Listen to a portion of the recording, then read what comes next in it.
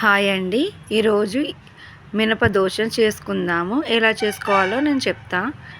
First ఒక glass మినపగుండ్లు తీసుకొని, ఏ గ్లాస్తోనైతే మినపగుళ్ళు తీసుకున్నామో అదే గ్లాస్తోని 3 గ్లాసుల బియ్యం పోసుకోవాలి.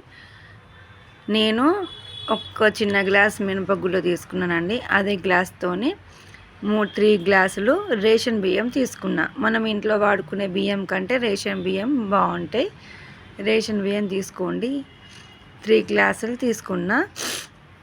మళ్ళీ అదే గ్లాస్తోనే మనం అటుకులు కూడా తీసుకోవాలి. అట్లా దాని నిండా ఎట్లయితే పప్పు తీసుకున్నామో ఆ విధంగానే నేను తీసుకున్నా. అందులో కొంచెం మెంతులు కూడా వేసుకున్నా. మెంతులు వేసుకుంటే క్రిప్సీగా వస్తాయండి. అందుకనే కొంచెమే మెంతులు వేసాను. దీన్ని శుభ్రంగా కడుక్కోవాలి.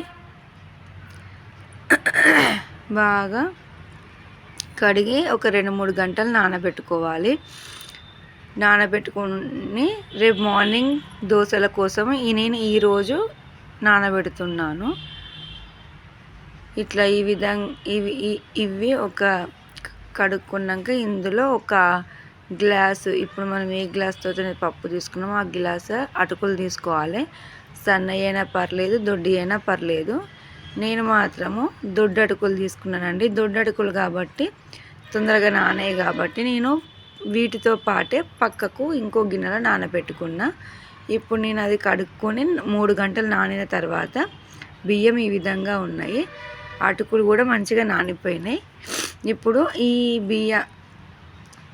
ఈ బియ్యంతో పాటు అటుకులు కూడా వేసి కొంచెం సాల్ట్ వేసి మంచిగా మెత్తగా మిక్సీ పట్టుకోవాలి. మెత్తగా మిక్సీ పట్టుకున్న తర్వాత అదంతా ఒక గిన్నెలోకి తీసేసుకోండి. మంచిగా కొంచెం వాటర్ పోసుకుంటూ మిక్సీ చేసుకోండి. అలా మొత్తం పిండి మిక్సీ చేసుకున్న తర్వాత ఈ విధంగా వస్తుందండి. దీన్ని మార్నింగ్ చూస్తే ఇంత మంచిగా పులుస్తుంది. ఇలా పులిస్తే దోశలు బాగా వస్తాయి. ఒక్క దోశ కూడా ఖరాబ్ కాకుండా నీట్గా వస్తాయండి. ప్యాన్ పెట్టుకొని అది మంచిగా హీట్ ఎక్కిన తర్వాత ఒక 2 గంటల దోశ పిండి పోసుకొని ఇలా ఫాస్ట్గా తిప్పేసుకోవాలండి.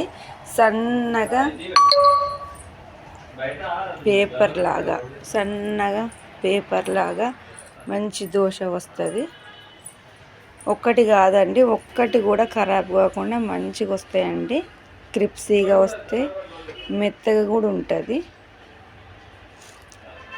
క్రిప్సీగా మెత్తటి దోశ పోసుకునేటప్పుడు సిమ్లో పెట్టేసుకొని దోశ పోసుకున్న తర్వాత హైలో పెట్టుకోవాలి. కాలే వరకు హైలో పెట్టుకుంటే తొందరగా మంచిగా కాలుతుంది. కాలిన తర్వాతనే మళ్ళీ సిమ్లో పెట్టుకొని మళ్ళీ దోశ పోసుకోవాలి.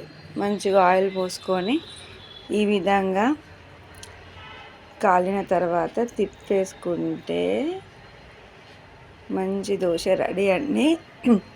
నా వంటలు నచ్చితే ట్రై చేయండి, సబ్స్క్రైబ్ చేయండి నా ఛానల్ని, నాకు సపోర్ట్ చేయండి. నేను మీ కామెంట్స్ చూసి నేను ఇంకా మంచిగా వంటలు చెప్తా. ఈ విధంగా చెక్